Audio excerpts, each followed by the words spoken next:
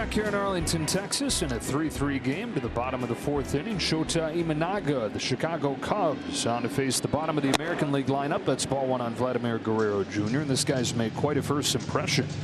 He's been unbelievable and is single-handedly keeping the Cubs afloat. I mean, this debut, it couldn't do an ask any more from the left-hander. He has the ability to keep the ball down. One of those pitches that the hitter thinks, oh, it's going to keep going down, and holds it plain, and he throws a lot of them. A lot of his strikeouts that are looking are down, but he also has an unhittable fastball up. Hitter's only hitting 154 against that. Vlad Jr.'s look, and there is that high fastball, swing and a miss, and loses his bat. It's 1-2. Discard.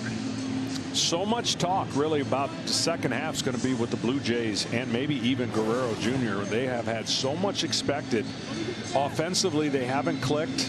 The team hasn't gotten to the positions they want to get. And I wonder what's going to happen with the Toronto Blue Jays in the second half. Free agent after next season. Same with Bo Bichette. Bichette not having his usual season, but the Blue Jays, one way or the other, could really shift what the market looks like, depending on what route they go.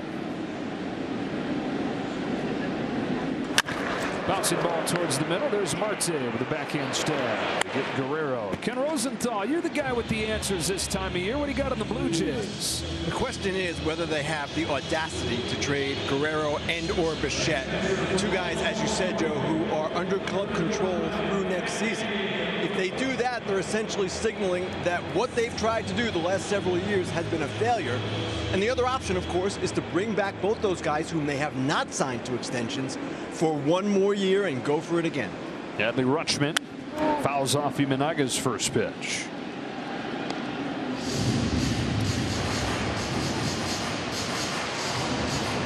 Well, team on the other side of the spectrum going into the trade deadline, the Baltimore Orioles, and here is the first in that franchise-changing wave of young players they've brought up the last few years, and those lean years that, you know, look, it's one thing to have the high draft picks, but it's another thing to nail it time and again, and they have loaded up and one of the exciting young teams in baseball. Yeah, they sure are. They unfortunately had some blows to their pitching staff, and that is really what's kept them from taking off to the next level, because they're core young players, position players already established.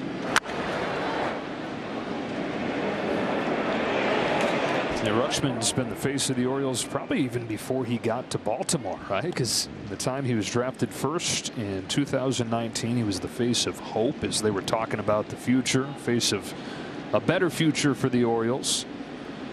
And now one of the faces of their rebirth there. Back to the postseason last year, and they finish off the first half in first place. Down the right field line, Christian Yelich will watch this one bounce.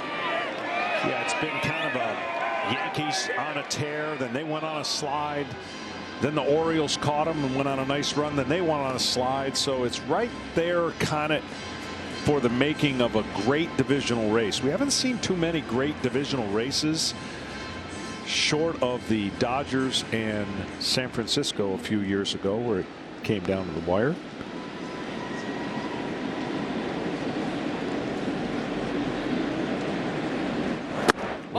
Had a weird one that the Rangers, as we get a strikeout, would not like to talk about last year. Yeah. Come down to the wire in a weird trade, kind of like you can't make this up what they went through. And actually what they went through propelled them to go on to win the World Series. Yeah, losing the division in the final days, having to play in the wild card round in Seattle. We saw Logan Gilbert right there. Bruce Bochy relayed flying over Texas on their way down to St. Pete to have to play in the wild card round and cursing under his breath, maybe not so quietly, where they talked about that trip kind of galvanizing them and helping lead to their world championship. Yeah, head man there, Chris Young. It ticked him off, and one of the words he used. And they're still kind of in the mix. They've been beat up with injuries. They get some guys back in the second half. We haven't had a defending champ in a while. So look for the Rangers to make a nice move in the second half with the experience they went through last year. And then there's the Astros, right? Yeah. They're 12-24 in early May, but the best record in baseball the last couple months, and within a game of the Mariners in the division. Yeah, and that's pretty much what most people thought was going to happen. There's no way you can keep the Astros at the pace they were going the first 36. Ball.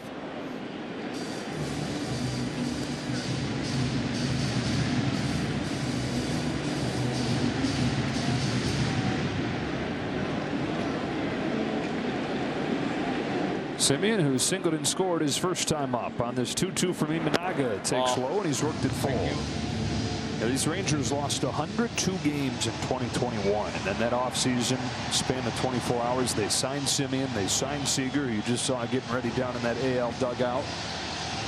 A couple years later, their first world championship. The payoff.